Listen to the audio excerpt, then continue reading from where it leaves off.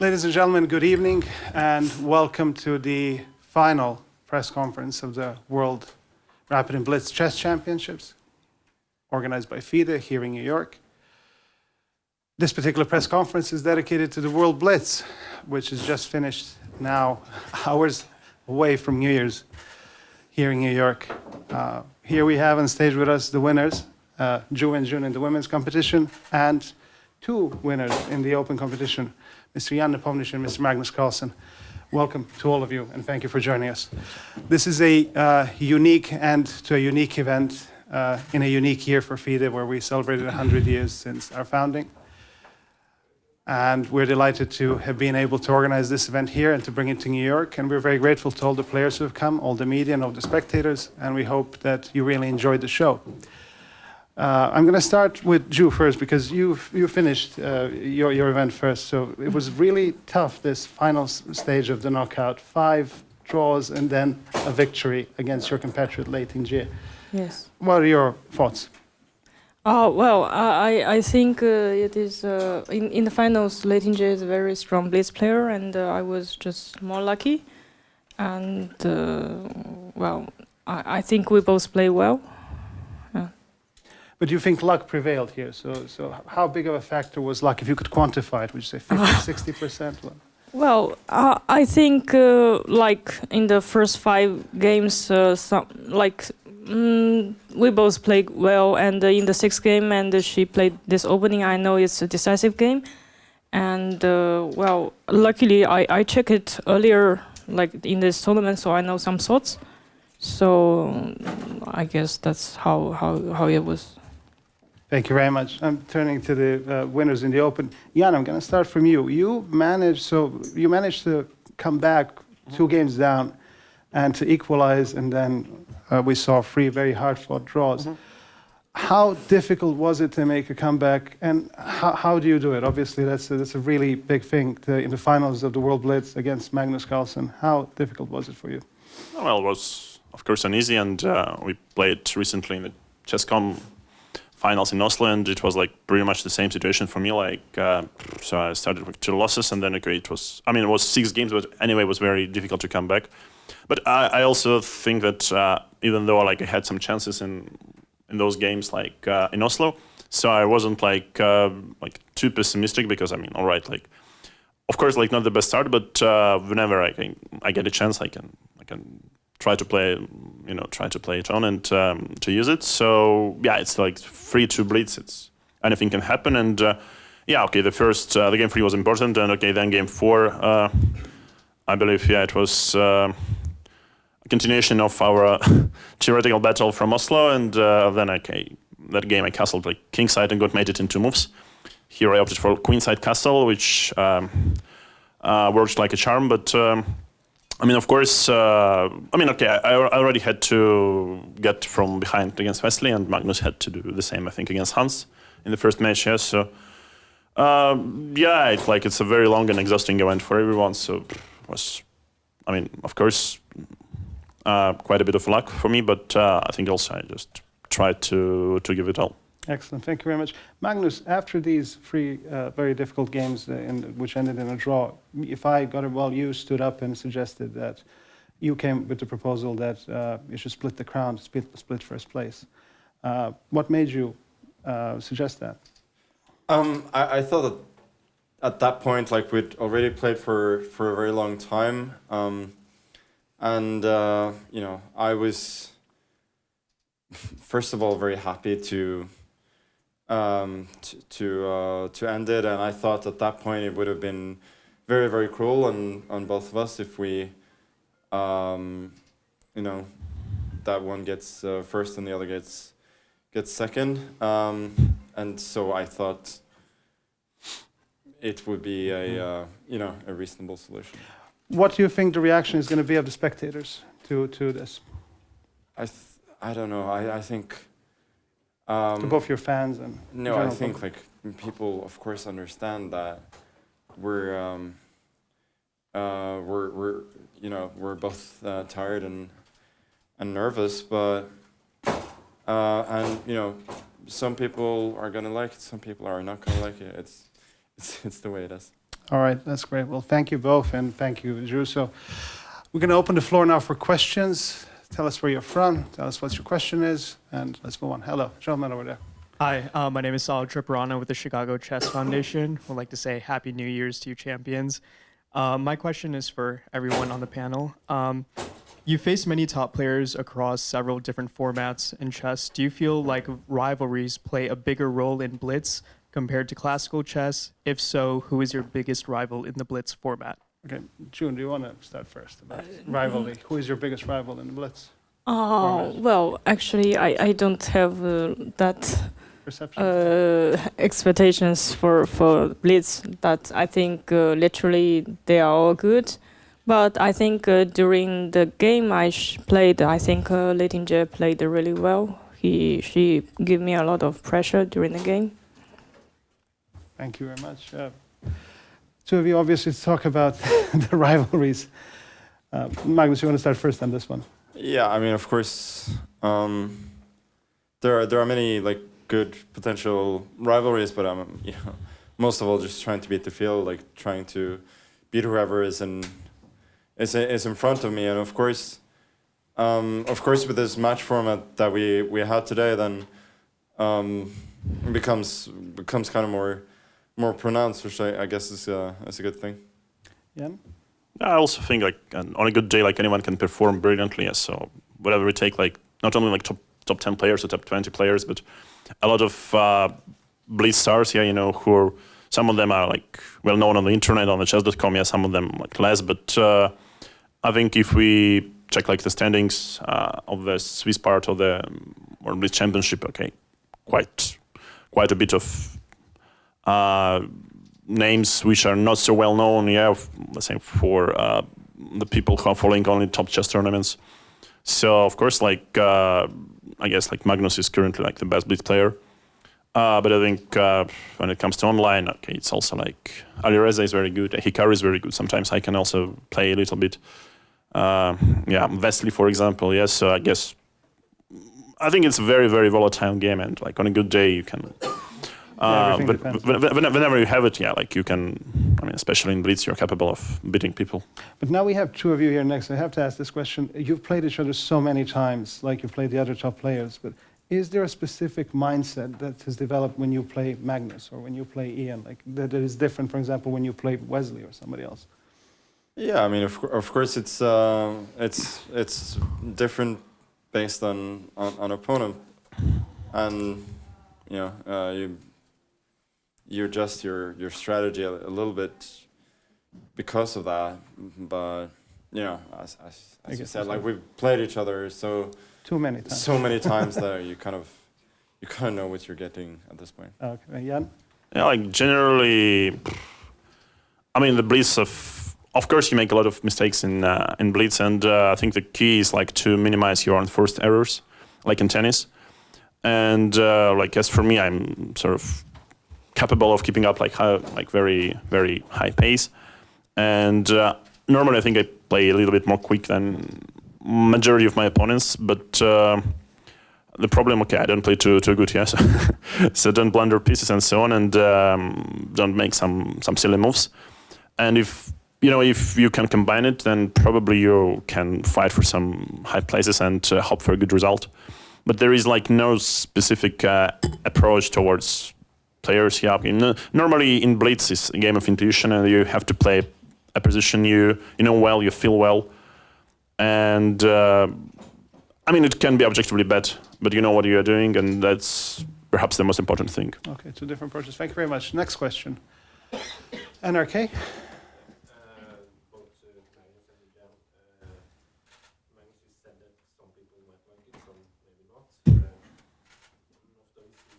Like it is Hans he says the chess world is officially a joke. I can't believe that official body of chess is being controlled by a single player for the second time there. One of you, do you have a comment? I guess that's good that Hans has Twitter. It's very good that Hans has Twitter, yeah. I mean, he always entertains us. I mean, yeah.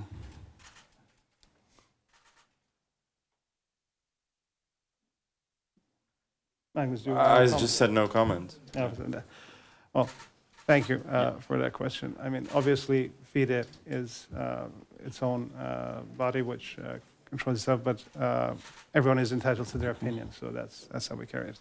Gentleman over there, VG. Just wait a second for the microphone. Yeah, I'm just waiting. Yeah, microphone, VG. Over there. Yeah. Just raise your hand. Okay, can I go ahead and ask questions? Yes, sorry. Yeah, Sure, yeah, sorry. no worries. Please, and then. This is Riley Moore with Quillette Magazine. I had a question for you, Magnus. Clearly you had some frustrations with FIDE during this event, and I was curious if your decision to split the first place was a continuation of those frustrations, or is it merely No. just exhaustion? No, it had nothing to do with that. And I'm happy with the fact that there was a solution was found and accepted. All right, thank you. Now, the gentleman from VG, just raise your hand and they'll pass you the microphone. Just raise your hand. Thank you. Question for Magnus. Would you have shared a gold medal with any other player than Jan? It's a good. It's a hypothetical, of course, but it was good to share with him for sure. Great. Thank you very much. That's just a question. Okay, let's slowly move. Wrap up. Sorry, just a question. The mic is over there. Just sorry a second. Question for Jan. When Magnus played Bishop F4, did you see immediately possibility to take the Bishop and after play 93? Which game again? When did which moment you saw? You mean game 4? No, I mean actually, I sort of misjudged that Queen on A7 also protects on F2, and it was like some very bad news because I thought like, okay, I'm like giving a mate with checks like with any move order, and then the funny thing is, okay, I found like, okay, I started like, okay, I had like I think like 90 seconds or something, so I started considering other moves. And actually, like after 93, I was like, first I was quite happy with the endgame, which arises like Queen E3 and just trades on E3 and takes on B7. But then later on, I spotted like there is a D4, so second intermediate move. So yeah, but I mean, it looked like something should happen. Yeah, like Rook G2, Queen on F4. Like, of course, my first intention was to blitz out like Rook G8 and then something like King F1, Knight D2. And then like check and mate, but Queen on E7 always protects on F2. This was a bit shocking, so I had to,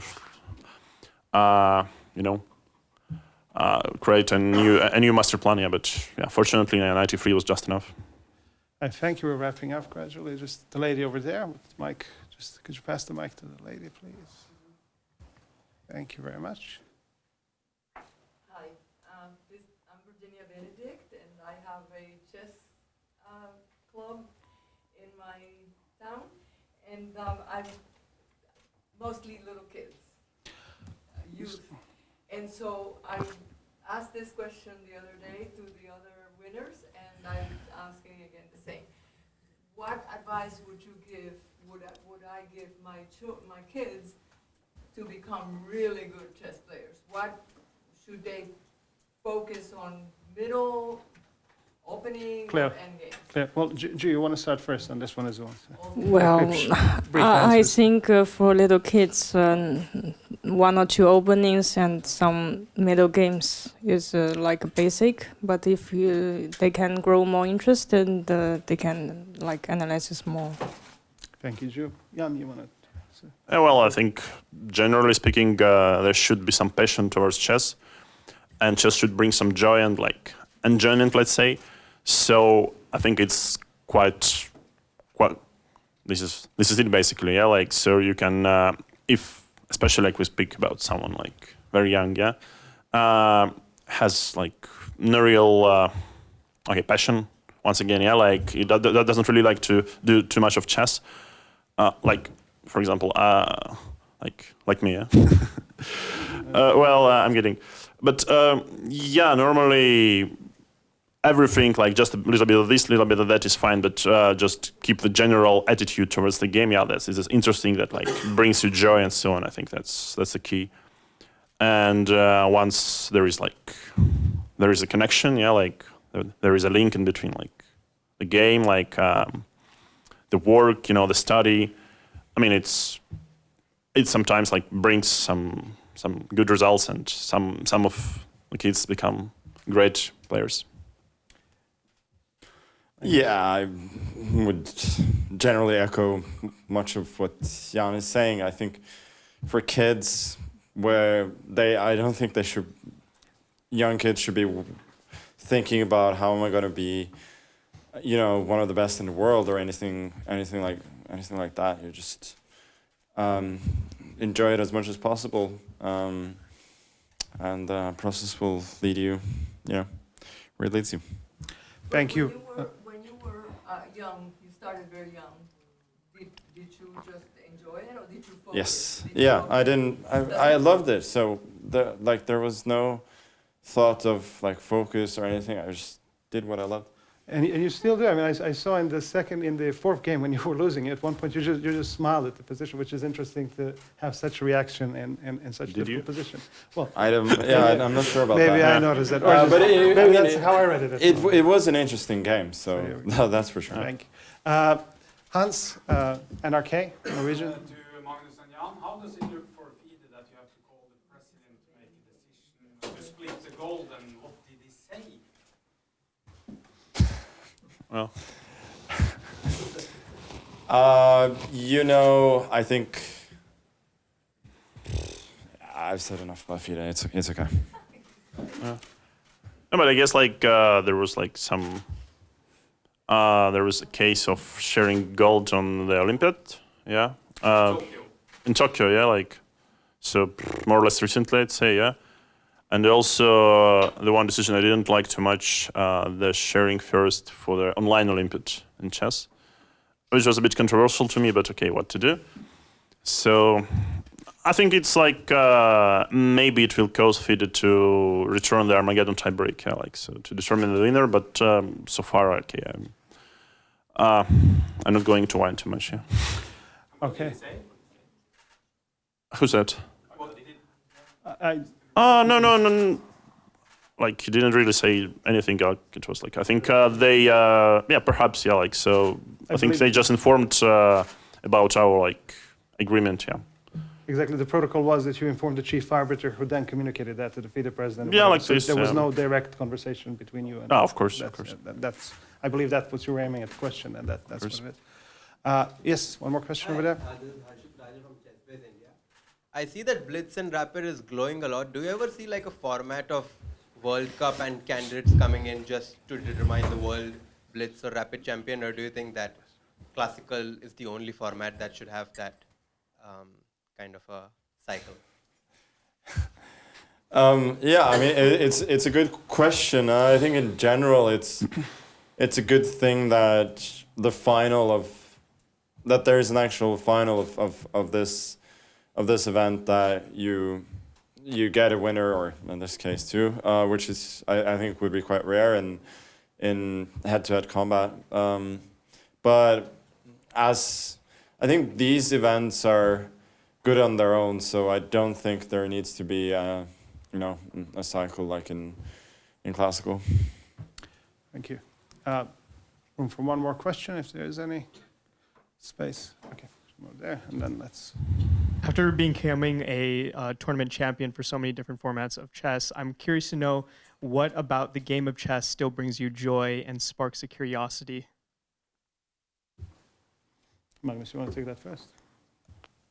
Yeah, I mean, what does bring you joy after so many of these? Honestly, like the biggest feeling of joy is when I'm, I think actually playing Blitz, and when you find your flow, that's a really, really good feeling. And I had that midway through the day today, and that was really fun. Apart from that, it's the competition is exciting. The most important tournament, like the most important game, is always the next one. So I'm still motivated to play, and definitely at times at least brings me a lot of joy. Yeah, basically not so much to add, but as for me, I just like winning. And the game of chess is probably the only one I can win a lot. Yeah, like I tried other games, yeah. I wasn't so successful. You're a good online gamer, I heard, as well. Yeah, but I'm not winning that much, yeah. Fair enough. Ju, what's your case? What Yeah, brings you joy now? well, for me, I think playing chess is very, like most of thing in my life, and it doesn't matter winning or losing. I always enjoying it. Thank you. Thank you. Well, exactly. It doesn't not winning or losing, but it's having fun. And I think we had a lot of fun here in New York. A lot of unusual things, new things. And when I started writing the article about this, I said there were two new things, that we started the event in 2024, and now for most of the world it's 2025. And I think this is the first time in modern history of FIDE that we had such an event. And secondly, we had this change with the knockout format, and obviously new proactive decisions based on the discussions we all had. So I want to thank you all for joining us in this conference and for the great event. We want to thank the media, thank everyone, and Happy New Year, Year. everyone. Thank you. Happy New Year. Ju, all the best.